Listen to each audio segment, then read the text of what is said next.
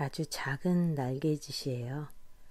그런데 여러분들과 만나서 어느 공간, 어느 시간 속에서 훨씬 크고 부드럽고 넓게 퍼져가는 큰 날개짓이 되길 기대하면서 파파책 첫 방송 시작하겠습니다. 안녕하세요. 파파책입니다. 오늘은 장맛비가 내리고 있어요. 장맛비가 내리는 11시가 좀 넘은 시간입니다. 책 읽기 아주 좋은 시간이죠. 박완선님의 잃어버린 여행 가방. 이 산문집 중에서 제목이죠. 잃어버린 여행 가방을 한번 읽어보려고 하는데요. 다른 부분들은 어디를 갔다가 쓴 기행문, 그런 방문기, 이런 건데, 제목에서 따온 잃어버린 여행 가방은 방문기가 아니라 그냥 여행에 대한 산문이에요. 여행 가방 하면 가장 먼저 뭐가 떠오르세요? 저는 핑계? 다들 여행도 많이 다니고 싶고 여기저기 사람들과 함께 혹은 혼자 좋은 시간들을 보내고 싶은데 경제적인 여건상 혹은 시간상 안 되는 분들이 정말 많잖아요. 그럴 때 괜히 핑계에 대게 되잖아요. 전 이럴 때 마땅한 가방이 없어. 아주 좋은 가방이 있었는데 저번 여행 때 잃어버렸지 뭐야. 그래서 그 가방을 다시 찾기 전엔 여행을 가기가 좀 힘들 것 같다.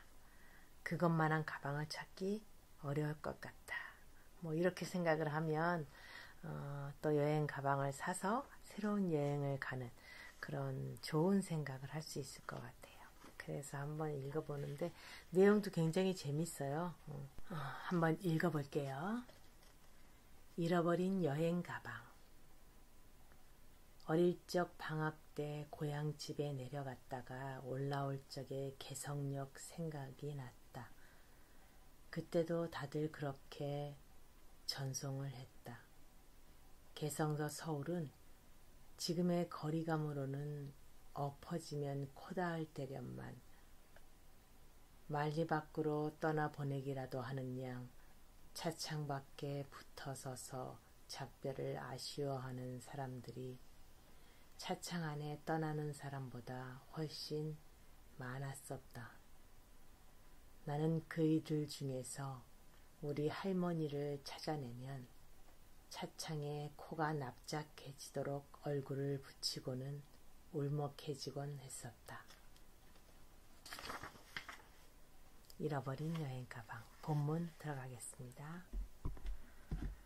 설 연휴 동안 바다만 놓고 미처 읽지 못한 문예지를 뒤적이다가 프랑스 작가 미셸 트루니에의 산문 중에서 매우 이색적인 경매의 이야기를 보고 혼자서 웃은 일이 있다. 미국이나 유럽 쪽에서는 온갖 것을 다 경매에 붙여서 잊혀진 사건에 대한 호기심을 유발하기도 하고 엉뚱한 사람이 이익을 보는가 하면 이미 죽은 사람의 비밀이 만천하에 드러나기도 한다. 고인이 된 지 오래인 왕년의 스타의 연애편지나 착용하던 신발, 속옷 등속이 고가로 팔렸다는 해외 토픽을 접하면 그걸 그렇게 비싸게 사서 어디에 쓰려는 걸까 공연한 걱정이 되기도 하고 생전에 알려진 것과 전혀 다른 면이 드러난 편지가 공개되는 걸 보면 세속의 호기심은 저승길까지 마다 않고 쫓아다니는 것 같아 섬뜩하기까지 하다. 트루니에가 쓴 경매는 그런 큰 이익이나 세인의 호기심을 겨냥한 게 아니라 지극히 사소하고 서민적인 축제 같은 경매에 대해서이다. 매년 1월이면 독일의 루프트한자 항공사에서 여행객들이 분실하고 찾아가지 않은 여행 가방을 공개적으로 경매에 붙인다고 한다. 그 안에 무엇이 들어있는지 모른다는 게 호기심을 자극하지만 굉장한 귀중품이 들어있을 가능성은 거의 없다. 여행을 해본 사람은 다 아는 사실이지만 본인이나 항공사의 실수로 가방이 그 주인과 동시에 공항에 도착하지 못하는 경우가 덜어 있다고 해도 가방에 붙어있는 작은 단서나 분실인의 신고만 가지고도 단시일 안에 주인을 찾아가게 돼 있다. 주인을 찾을 수 없는 가방은 그런 작은 단서도 없을 뿐더러 잃어버린 주인의 애착과 성의까지 없다는 증거니까 귀중품이 들어있으리라는 기대는 안 해도 된다. 그러나 마약이나 무기 혹은 시체 같은 게 들어있을 가능성은 주인이 있는 가방보다 높다고도 볼 수 있다. 하여 경매하기 전에 경찰이 미리 개봉하고 그런 위험물이 들어있지 않다는 걸 확인한 다음 다시 밀봉을 한 후 무게만을 공개하고 경매에 붙인다고 한다. 그러나 일단 자기 앞으로 낙찰이 되면 가방은 즉시 관중들 앞에서 개봉되어 그 내용물이 만천하에 공개된다.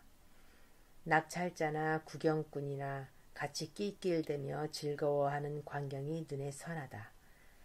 타인의 사생활을 엿보고 싶은 숨은 욕망은 국적이나 개인의 인격차에 상관없이 공통된 것인가 보다. 그러나 내가 그 글을 주의 깊게 읽고 이리저리 생각에 가지치기를 하게 된 것은 나의 개인적인 경험과도 무관하지 않다. 나도 여행 가방을 잃어버린 적이 있다. 내가 처음으로 해외여행을 한 해였으니까 지금으로부터 20여 년 전이다. 전두환 정권 초기에 문인들 10여 명씩 일행으로 묶어서 공짜로 해외여행을 시켜준 적이 있었다. 2주일 정도의 비교적 긴 여행이었고 유럽의 몇 나라를 돌고 귀국길에는 인도를 거쳐서 오게 돼 있었다. 처음 나가본 해외여행인데다가 인도가 마지막으로 들른 나라였기 때문에 그동안 짐이 배로 불어나 허름한 보조 가방을 둘이나 새로 사야 했다. 그 중에서 가장 크고 튼튼한 것은 역시 집 떠나 있는 동안 갈아입을 옷이랑 내복 등속을 넣어간 큰 여행 가방이었다. 보조 가방 1개와 내 짐 중에서 메인이라고 볼 수 있는 그 큰 가방을 인도 뉴델리 공항에서 다른 문인들의 짐과 함께 단체로 붙였는데 김포공항에 내리니 내 큰 가방 하나만 빠져 있었다.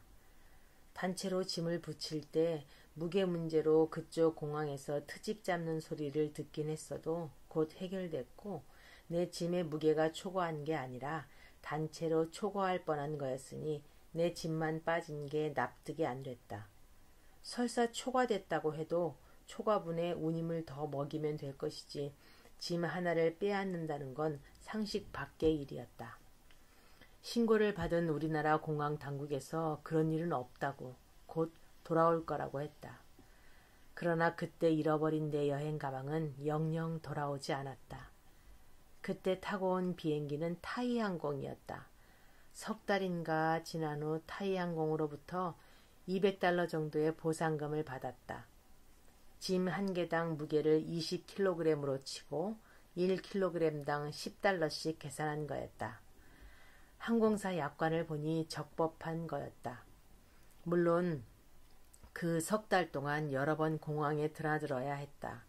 내가 신고한 베이지색 가방과 치수가 비슷한 가방만 생기면 공항에서 확인하러 오라는 전화가 왔다. 주인 잃은 가방에 보관 창고 구경만 실컷 하고 내 가방은 찾지 못했다. 다행히 선물이 든 가방 2개는 무사해서 처음 외국 나간 엄마를 기다린 가족들을 크게 실망시키지는 않았지만 나는 오랫동안 잃어버린 큰 가방 때문에 가슴앓이를 했다. 다양한 기후의 나라를 여행해야 했기 때문에 갈아입을 겉옷뿐 아니라 내복을 많이 준비해 가지고 다니면서 한 번도 빨래를 하지 않았다.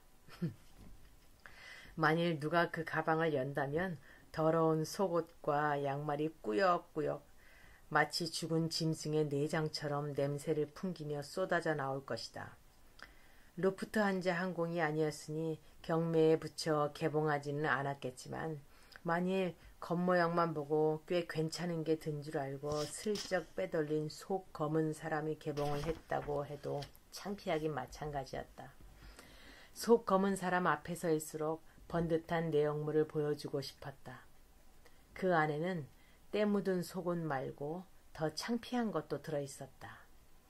파리에 들렀을 때 슈퍼에서 봉지에 든 인스턴트 커피를 잔뜩 사서는 옷 사이사이에 끼워 넣은 것이다. 그때만 해도 국내에선 커피가 비싼 귀물이었다. 외국 갔다 오는 사람이 커피 한 봉지만 선물로 주어도 고맙고 반갑고 그랬기 때문에 나도 친지들에게 그걸 선물할 작정이었다. 지금 생각하면 얼마나 궁상맞은 선물인가. 나의 그 큰 여행 가방 안에는 1980년대 내 나라의 궁핍과 나의 나태가 고스란히 들어있었다. 내 여행 가방을 연 속 검은 사람의 기대와 호기심은 단박 실망과 경멸로 변했을 것이다. 나는 그가 우연히 가방을 주었든 혹은 정말로 속이 검었든 간에 내 가방을 열어보고 실망하고 분노하고 경멸했을 생각을 하며 오랫동안 심한 수치감으로 괴로워했다.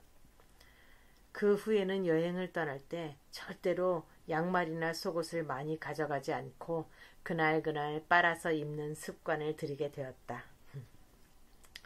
음력설까지 세웠으니 이제 확실하게 한 살을 더 먹었다. 이 나이까지 건강하게 살았으니 장수의 복은 충분히 누렸다고 생각한다. 재물에 대한 미련은 없지만 내가 쓰고 살던 집과 가재도구를 고스란히 두고 떠날 생각을 하면 걱정이 이만저만이 아니다. 나의 최후의 집은 내 인생의 마지막 여행 가방이 아닐까? 내가 끼고 살던 물건들은 남 보기에는 하찮은 것들이다. 구식의 낡은 생활 필수품 아니면 왜 이런 것들을 끼고 살았는지 남들은 이해할 수 없는 나만의 추억이 어린 물건들이다. 나에게만 중요했던 것은 나의 소멸과 동시에 남은 가족들에게는 처치 곤란한 집만 될 것이다. 될 수 있으면 단순 소박하게 사느라 애썼지만 내가 남길 내 인생의 남루한 여행 가방을 생각하면 내 자식들의 입장이 되어 골머리가 아파진다. 그러나 내가 정말로 두려워해야 할 것은 이 육신이란 여행 가방 안에 깃들었던 내 영혼을 절대로 기만할 수 없는 엄정한 시선, 숨을 것 없는 밝음 앞에 드러내는 순간이 아닐까. 가장 두려워해야 할 것을 별로 두려워하지 않는 것은 내가 일생 끌고 온 이 남루한 여행 가방을 열 분이 주님이기 때문일 것이다. 주님 앞에서는 허세를 부릴 필요도 없고 눈가림도 안 통할 테니 도리어 걱정이 안 된다. 걱정이란 요리조리 빠져나갈 구멍을 궁리할 때 생기는 법이다. 이게 저의 전부입니다. 나를 숨겨준 여행 가방을 미련 없이 버리고 나의 전체를 온전히 드러낼 때 그분은 혹시 이렇게 나를 위로해 주시지 않을까? 오냐? 그래도 잘 살아냈다. 이제 편히 쉬거라. 어떠셨어요?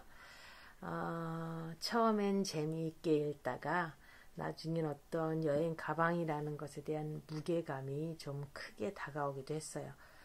저는 종교를 가지고 있지는 않지만 어떤 신이라는 존재, 우리와는 다른 존재가 있다는 것에 대해서는 믿는 편이에요. 뭐 미신이건 어쨌건 간에 이 넓은 우주상에 인간이라는 존재만 살아있진 않다고 생각을 하거든요. 물론 동물도 있고 식물도 있지만 그래서 어떤 존재건 간에 우리가 마지막에 이 지구상에서 살고 떠날 때 우리 박완서 선생님이 말씀하신 것처럼 좀 솔직하고 가볍게 떠날 수 있으면 좋겠다 이런 생각을 했습니다. 여러분들이 마지막 남겨놓고 갈 여행 가방은 어떤 건지 오늘 한번 생각해 보시면 좋을 것 같습니다. 네, 오늘은 약간 밤에 주무시면서 들으실 수 있게 한번 읽어봤어요. 제가 다른 버전도 이거를 녹음을 한번 해봤었는데 그땐 좀 여행의 설레임, 뭐 이런 걸로 읽었었는데 지금은 설레임은 저기 안쪽에 살짝 숨겨두고 설레임보다는 좋은 잠을 위해 혹은 잠 속에 좋은 여행을 위해 그리고 우리가 남겨놓고 갈 아름다운 여행 가방을 생각하면서 읽었습니다. 네, 첫 번째 책 여러분들과 함께 만나봤습니다. 어떻게 들으셨는지 모르겠어요. 이 녹음은 며칠 전에 녹음해 놓은 거예요. 비가 오는 날. 그래서 막 이런 소리도 많이 들어가고 했는데 첫 번째 그 느낌 그대로 기억하고 싶기도 해서 또 약간 엉성한 모습도 여러분들한테 있는 그대로 보여드리는 것도 괜찮을 것 같아서 그대로 사용을 해봤습니다. 아직 동영상 편집이나 녹음 이런 게 서툴러서 막 끊기고 볼륨도 다를 수 있어요. 지금 이제 그날 녹음하는 거하고 오늘 하는 거하고 달라서 오늘은 조금 애교로 혹은 시작하는 거니까 좀 너그럽게 봐주시고요. 다음에 또 좋은 소리와 좋은 울림으로 찾아뵙도록 하겠습니다. 편한 밤 되시고요. 꿈속에서 여행 많이 하시고 절대 가방은 잃어버리지 마시고요. 다음에 또 봬요.